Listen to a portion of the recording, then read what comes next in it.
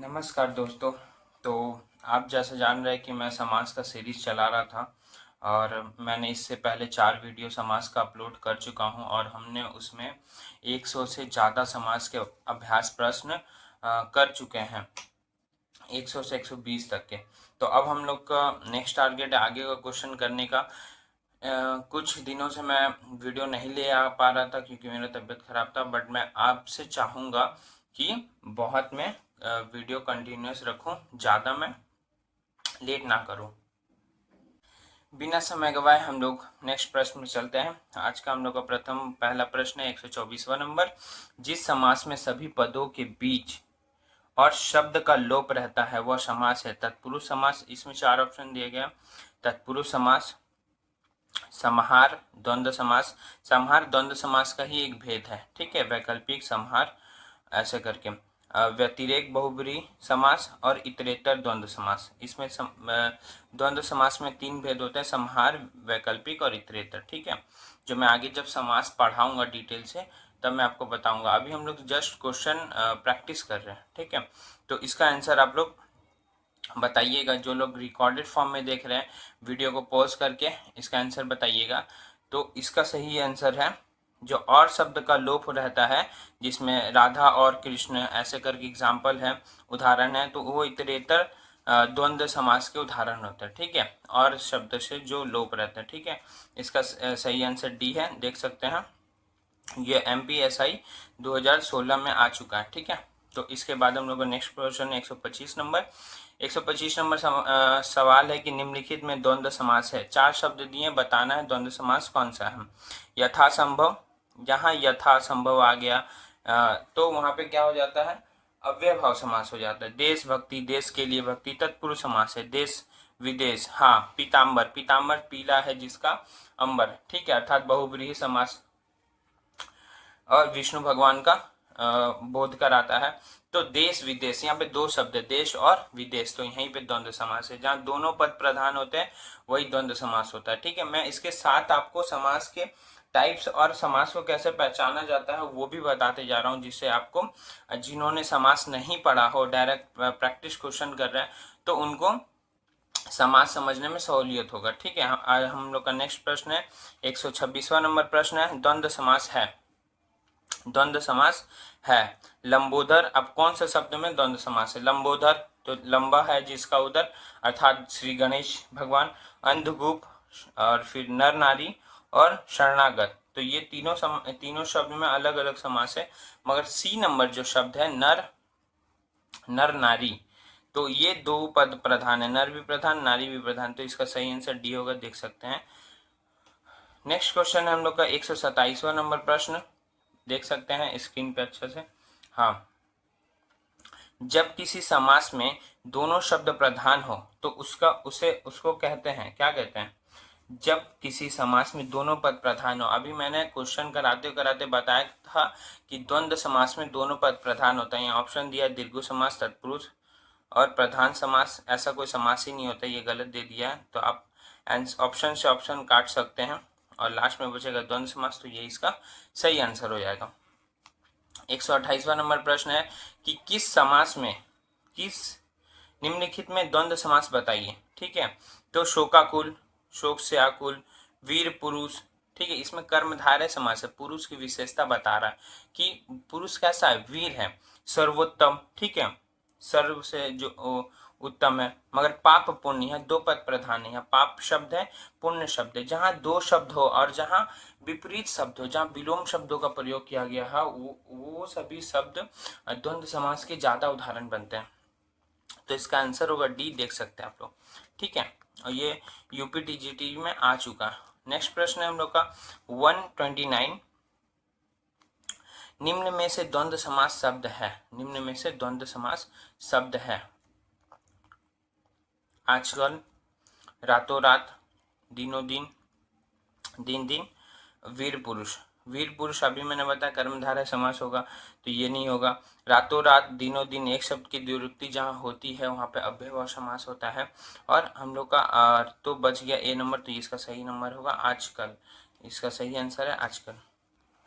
Next प्रश्न 130वां। Qatar व्योत में कौन सा समास है? द्वंद्व समास है, दीर्घ समास है, बहुब्रीहि समास है, तत्पुरुष समास है। तो इसमें द्वंद्व समास इसका सही आंसर हो जाएगा। जय पराजय, ठीक है, जय मतलब होता है जीत जाना और पराजय मतलब होता है हार जाना। तो देख रहे हैं यहाँ पे कैसे विलोम शब्द, विपरीत शब्द का प्रयोग हुआ। जहाँ विपरीत शब्द का प्रयोग होगा आप लोग को सिंपल से समझ जाना हुआ द्वंद्व समास है, बिल्कुल समय गवाए। ठीक है, उसके बाद है हम लोग का धनुर्बाण। अब यहाँ पे धनुर और बाण शब्द को जोड़ दिया है और जोड़ के पूछ रहा बच्चे से कि इसमें कौन सा समास है, मैं किस तरह का समास है। तो तत्पुरुष समास है, कर्मधारय समास है, बहुब्रीहि समास है, द्वंद्व समास है। तो सीधा सा द्वंद्व समास है। लाभ हानि देख सकते हैं, एक शब्द है, विपरीत शब्द है। लाभ मतलब होता है प्रॉफिट और हानि मतलब लॉस होना। ठीक है, तो लाभ हानि में कौन सा समास है? तो दीर्घ समास है, तत्पुरुष समास है। दिख रहा होगा आपको।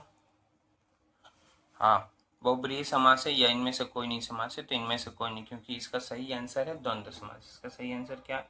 द्वंद्व समास। ठीक है, डी नंबर देख सकते हैं आंसर। फिर नेक्स्ट क्वेश्चन हम लोग का, निम्नलिखित में बहुब्रीहि समास किसमें है? बहुब्रीहि समास बताना है। ठीक है, इतना देर से द्वंद्व समास चल रहा था, बहुब्रीहि समास आ गया। तो बहुब्रीहि समास किसमें हम लोग को ये बताना, बताइए। बहुब्रीहि समास किसमें? माता पिता में है, त्रिलोकी में है, जलचर में है, लंबोदर में। मैंने अभी बताया था लंबोदर गणेश भगवान को बोला जाता है, तो इसका सही आंसर डी हो जाएगा। ठीक है, जो बहुब्रीहि समास का परिभाषा क्या है? दोनों पद अप्रधान होंगे और तीसरा ही पद प्रधान होगा। ना तो इसमें लंबा शब्द प्रधान है, ना तो उधर वक्त तीसरा, इन दोनों को मिला के तीसरा को बोध कराता है, जो कि गणेश भगवान का बोध कराता है। ठीक है, पंकज में कौन सा समाज है? पंख में जो जन्म लेता है। ठीक है, पंख मतलब कीचड़ होता है, ज मतलब जन्म लेना। जो कीचड़ में जन्म लेता है उसको कमल बोलते हैं और इसमें बहुब्रीहि समास है। ठीक है, ये दोनों शब्द को मिला के तीसरा का बोध करा रहा है, इसलिए देख सकते हैं आप लोग इसका आंसर डी है। इसके बाद 136 नंबर प्रश्न है, सॉरी, मृत्युंजय पद में कौन सा समास है? मृत्युंजय पद में कौन सा समास है? ठीक है, बहुब्रीहि समास। मैं ये कॉपी को इसलिए लगाया हूँ क्योंकि इस बुक में आंसर भी दिया हुआ है, तो मैं आंसर को झाँप दूंगा जिससे आप लोग वीडियो पॉज करके इसका आंसर दे पाइएगा। ठीक है, दीर्घ समास, जिससे आपका अभ्यास और बेहतर होगा। दीर्घ समास, बहुब्रीहि समास, कर्मधारय समास, द्वंद्व समास। मृत्यु पे जय करने वाला क्या बोलते हैं? क्या आंसर बताइए आप लोग।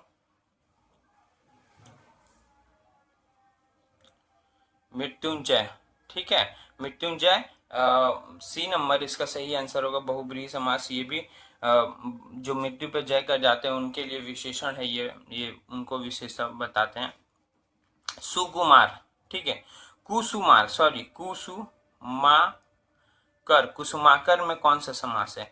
तत्पुरुष समास है, अव्ययभाव समास है, कर्मधारय समास है या बहुब्रीहि समास है? यहाँ देखिए कुसुम आकर, कुसुमाकर, इसमें कौन सा इसका सही आंसर होगा? इसका सही आंसर डी नंबर होगा। ठीक है, कूपमंडूक बहुत अच्छा शब्द है, बहुत इंपॉर्टेंट सवाल है, ये बार बार एग्जाम में हम लोग से मिलना था। कूपमंडूक में किस समास की योजना है? हाँ, बहुब्रीहि समास है, तत्पुरुष समास है, द्वंद्व समास है, अव्ययभाव समास है। तो इसमें बहुब्रीहि समास है। ठीक है, इसके बाद है निर्दय में कौन सा समास है? जिसके अंदर दया नहीं है। ठीक है, निर उपसर्ग का अर्थ होता है जिस नहीं, और दया मतलब जिसके अंदर दया नहीं है। ठीक है, ये निर प्लस दय से बना है निर्दय शब्द। ठीक है, जिसके अंदर दया नहीं है, देख सकते हैं आप लोग। तो इसमें कौन सा समास है? तो ये विशेषण बताता है निर्दय। ठीक है, तो ये भी बहुब्रीहि समास का उदाहरण है, इसका आंसर डी है, देख सकते हैं आप लोग। नेक्स्ट सवाल है हम लोग का, लंबोदर उदाहरण है। अभी लंबोदर, पीताम्बर, ये सब सवाल इतने बार आ चुके एग्जाम में कि बच्चे लोग देख के ही बहुब्रीहि टिक कर देते हैं। ठीक है, तो बहुब्रीहि समास का तो सीधा बहुब्रीहि समास का द्वंद्व समास, ये सब इसमें कोई समास नहीं है। लंबोदर, पीताम्बर, ठीक है, तो ये सब जैसे ही आएंगे आपको देखने मिलेंगे, चुपचाप से आपको बहुब्रीहि लगा देना अगर बहुब्रीहि ऑप्शन में है तो। कमल नयन, राजीव नयन, ये सब एक ही शब्द है। कमल नयन में कौन सा समास है? तत्पुरुष समास है, बहुब्रीहि समास है, दीर्घ समास है, द्वंद्व समास है। अगर ऑप्शन में मान लीजिए बहुब्रीहि समास नहीं रहेगा तब आप किसको मारिएगा? तब आपके पास ऑप्शन अगर बहुब्रीहि नहीं दिया है तो आपको ऑप्शन में जरूर कर्मधारय दिया होगा, क्योंकि यहाँ नयन की विशेषता बता रहा है। नयन कैसा है? कमल के समान है। ठीक है, तो यहाँ आपकी विशेषता बता रहा है। ठीक है, तो अगर बहुब्रीहि दिया, क्योंकि बहुब्रीहि सभी समासों में प्रधान समास है। ठीक है, तो प्रधान समास अगर देगा आपको, तो अगर बहुब्रीहि ऑप्शन में तो सबसे पहले आपको उसी को मानना हो, क्योंकि वो अर्थ प्रधान समास है। अगर नहीं है तब आपको कर्मधारय मानना है। ठीक है, तो आशा करता हूं आप लोग समझ गए होंगे अच्छा से। नेक्स्ट है पतझड़ में कौन सा समास है? पतझड़ एक विशेषण है, तो इसमें बहुब्रीहि समास होगा, कर्मधारय नहीं होगा, क्योंकि यहाँ विशेषता नहीं बता रहा, अव्ययभाव है ही नहीं, दीर्घ संख्या से पहचाना जाता है, इसमें संख्या है नहीं। ठीक है, तो लास्ट ऑप्शन वही है बहुब्रीहि। धनंजय, धन को जय करने वाला। ठीक है, अर्जुन के महाभारत में जो अर्जुन पात्र है उनके लिए ये विशेषण है। ठीक है, तत्पुरुष होगा नहीं, कर्मधारय में होगा नहीं, अव्ययभाव तो होगा नहीं, उपसर्ग है नहीं, तो बहुब्रीहि इसका सही आंसर है। ठीक है, तत्पुरुष भी हो सकता है, मगर अगर बहुब्रीहि ऑप्शन में दिया तो सबसे पहले हम लोग बहुब्रीहि को टिक करेंगे। इसके बाद हम लोग का नेक्स्ट क्वेश्चन है, देखिए महात्मा शब्द में कौन सा समास है? महात्मा शब्द महात्मा में यहाँ पर आत्मा का विशेषण बता रहा है कि आत्मा कैसा? महान है। ठीक है, तो इसका सही आंसर क्या हो जाएगा? बहुब्रीहि अगर ऑप्शन में है तो ये भी होगा। ठीक है, और कर्मधारय तो हो गई, इसमें दोनों दे दिया, इसलिए ए और सी डी इसका आंसर है। सॉरी, इसके बाद चरण कमल, मैं इसमें ही बता रहा हूँ कि चरण कैसा है? कमल के समान है। नयन कैसा था? कमल के समान, कमल नयन चरण कमल। ठीक है, इन सब में सबसे पहले बहुब्रीहि होगा, अगर उसके बाद नहीं है उसके नहीं इसमें चरण कमल में कर्मधारय समास होगा। ठीक है, क्योंकि ये चरण कमल किसी का विशेषता नहीं है। ठीक है, तो इसमें कर्मधारय समास होगा, ये नंबर इसका सही आंसर है। ठीक है, फिर चौराहा शब्द में, तो देखिए जहाँ पे संख्या आ गया है, ठीक है, यहाँ पे संख्या आ गया है चौराहा, तो यहाँ पे क्या होगा? चौराहा में समास है, तो यहाँ पे जहाँ चार राहों का समूह, जहाँ संख्या आ गया वहाँ पे दीर्घ समास होगा, सीधा सा। ठीक है, ना उसमें द्वंद्व होगा, तत्पुरुष होगा, ना कर्मधारय होगा। सी नंबर आप देख सकते हैं। इसके बाद सप्तर्षि, तो सप्त मतलब 7 ऋषियों का। ठीक है, तो जहां पर संख्या आ गया वहां पे बिना सोचे समझे हम लोग को दीर्घों में टिक करना, क्योंकि वही इसका सही आंसर होगा। ठीक है, देख सकते हैं हम लोग डी इसका आंसर है, ये 2016 में आ चुका, तो इसमें तत्पुरुष नहीं होगा, कर्मधारय होगा नहीं क्योंकि विशेषता बता नहीं रहा, और द्वंद्व भी नहीं होगा क्योंकि यहाँ पे 2 पद नहीं है। ठीक है, यथा रुचि, यथा जहाँ पे उपसर्ग आ जाए, जहाँ पे उपसर्ग आ जाए, मैंने बार बार बोला जहाँ पे उपसर्ग आ जाए वहाँ पे आपको अव्ययभाव समास को टिक करना है। यथा रुचि, रुचि के अनुसार। ठीक है, प्रतिदिन। ठीक है, ऐसे शब्द जहाँ शब्द के आगे में आपको उपसर्ग देखने मिल जाए वहाँ पे चुपचाप से आपको अव्ययभाव समास टिक करना, वही उसका 99% आंसर होगा। ठीक है, 149 नंबर प्रश्न हम लोग का, निम्नलिखित में से कौन सा तत्पुरुष समास का उदाहरण नहीं है? तो राजकुमार, यज्ञवेदी, अजन्म और ग्रामवासी। तो इसका सही समास सही विकल्प क्या होगा? अजन्म। ठीक है, ये तत्पुरुष समास का उदाहरण नहीं है, ये नए तत्पुरुष समास का उदाहरण है। अजन्म का होता है ना जन्म। ठीक है, तो ये तत्पुरुष समास का उदाहरण नहीं है। 150 और आज का लास्ट प्रश्न देखते हैं हम लोग को। जिस समास में दूसरा शब्द प्रधान रहता है उसे क्या कहते हैं? ध्यान से क्वेश्चन पढ़ना है, क्वेश्चन को पढ़िए। जिस समास में दूसरा शब्द प्रधान रहता है, दूसरा शब्द प्रधान रहता है उसे कहते हैं, दूसरा मतलब दूसरा शब्द प्रधान रहता है, मतलब दूसरा पद प्रधान रहता है, मतलब उत्तर पद प्रधान रहता है, तो उसको क्या बोलते हैं? उसको बोलते हैं तत्पुरुष समास। और तत्पुरुष समास के अंतर्गत जितने भी समास आते हैं सब उसी में आते हैं। जैसे तत्पुरुष समास से 2 समास निकले, दीर्घ समास, कर्मधारय समास। तो ये तीनों समास में, तत्पुरुष, दीर्घ और कर्मधारय समास में, प्रथम पद गौण होता है और दूसरा पद प्रधान होता है। अव्ययभाव में इसका उल्टा होता है, प्रथम प्रधान होता है और दूसरा गौण होता है। दीर्घ में होता है कि प्रथम पद संख्यावाची होता है और दूसरा पद संज्ञा होता है। ठीक है, तो जो दीर्घ में वो मैं अभी बताया कि वो उत्तर पद प्रधान होता है। ठीक है, बहुब्रीहि में एकदम अलग होता है, दोनों पद अप्रधान होता है, कोई तीसरा ही प्रधान होता है। द्वंद्व में होता है कि दोनों पद प्रधान होता है।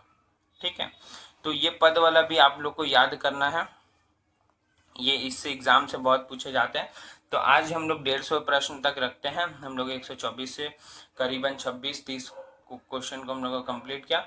मिलते हैं नेक्स्ट वीडियो में, तब तक के लिए वीडियो को बार बार देखिए। बार बार देखने से क्या होगा, आपके मस्तिष्क में क्वेश्चन और आंसर बार बार सुनने से फिट हो जाएगा। एग्जाम में टाइम नहीं होता, आप देखते ही टिक कर दीजिएगा आंसर।